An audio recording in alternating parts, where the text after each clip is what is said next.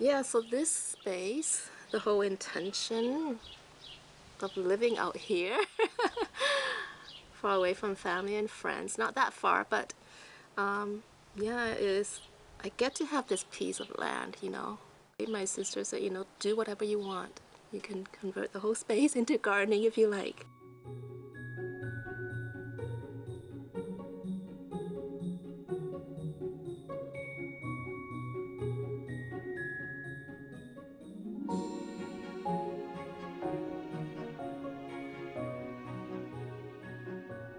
I think gardening has always been with me. Like even when I was living in the condo and working, you know, I was gardening on my condo balcony. Yeah, so I started tackling, I started, you know, putting the layout design. And yes, very gung-ho about it and, you know, I'm gonna make it happen. It's a big project. But yeah, my brother-in-law, my family, my friend came down and helped me.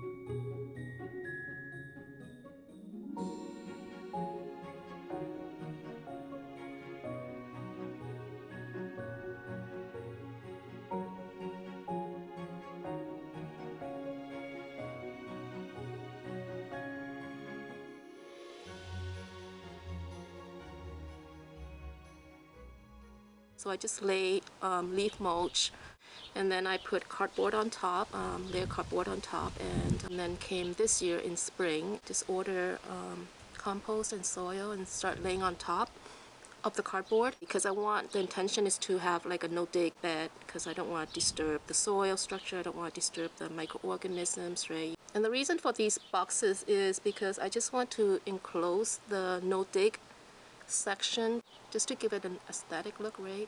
It was a lot of work, but I kept focused on this is what I want and this is the result of it.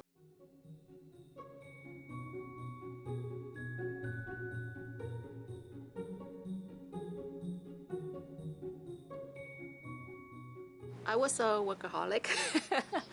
Been with a corporate company, a food company for 20 years, over 20 years. So I would say that I didn't have much of a life outside of work. I think eventually I just say, okay, I'm gonna leave.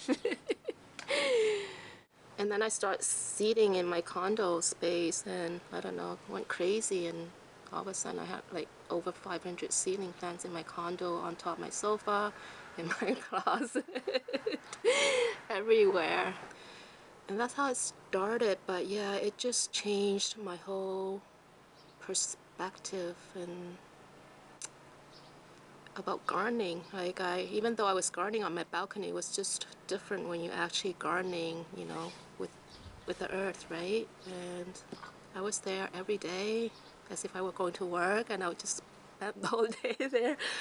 Try not that I needed to be there, but I just wanted to be there, you know, and just connecting and just observing and, you know, just enjoying the visitors that came, you know, human visitors, bugs and stuff like that. And I think I learned a lot just being there, you know.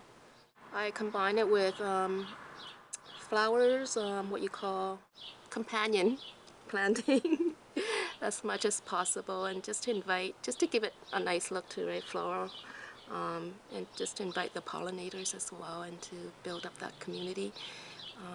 So I have everything. I have a lot of different squashes, zucchinis, winter squashes. None of these that I ever grown. Lots of beans too, lots of different kinds of beans, pole beans as well as bush beans, cabbages, lots of tomatoes because I love tomatoes. But yeah, and also I also have a medicinal plot. It's not big, but I wanted a medicinal plot to, you know, just grow medicinal plants. So I have marshmallows there. I have hyssop, you know, calendulas, chamomile. So whatever I can squeeze in that little space is not huge at all, but I would love to have a bigger space just for a medicinal garden and not rely on pharmaceutical. So this here is the trellis. It's called the kettle panel trellis, which I've been dreaming about since I want this garden. The challenge at the time when I, is how am I going to transport this? But it was actually easy to put it up. It was actually quite easy to put it up, so I'm happy with it. And I'm growing squashes here and loofah, which is also a different kind of squash to climb, but as you can see, it's not doing well. But despite that, it is still resilient and it's still giving me fruits, which is amazing. Probably not as much, but it's still giving me something. So, and I think that's what it is, right? It's not giving up. Just keep doing what you're doing. If you grow something that doesn't give it to you, just keep trying. Because honestly, I think I grew tomatillos in my condo. How many years? Until the third year that I tried, I got fruit. So, you just never know. So just don't give up. I guess I should say, because I was selling my produce last year. Try to, just for fun, to see how it goes.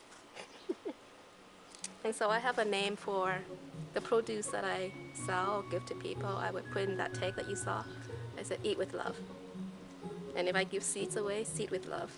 And what is the other one? Yeah, so drinking tea from, the herbal stuff in your garden. If I give it away or whatever, it's like, I'll tag it as heal with love, right? But yeah, I think it's just after a while till you just become comfortable. You become comfortable in that position, so where you are, and money's coming in and paying your bills and paying your mortgage. But I think I decided to come here because I think it's a great opportunity. Like I said, I think my whole perspective, taking care of the earth, like that's my prime thing. I think I remember sitting in the garden and to say like what is my role now, right? Like I came here because this space was nothing. It was just a backyard, a lot of weeds growing, and I want to build up the soil and build up the biodiversity and that whole thing, right? And yeah.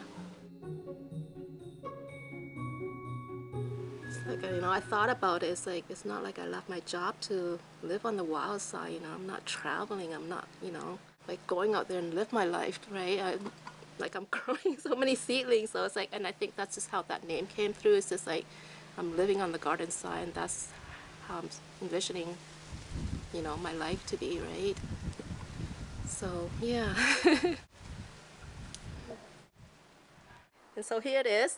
And this is just basically for me to wrap it around, and it's so versatile because you can stretch this thing and it's so easy to wrap around the cabbage head, right? It's like a sleeve, and I just pull it up, and this is just to protect the cabbage from the cabbage moth, which are the white butterflies that you see flying around. They basically will lay eggs on there, and the larva will eat the cabbage. So this is just a way to protect it. So, there's a lot of stuff that you can reuse from your home instead of buying. You just have to be creative and, make use of it.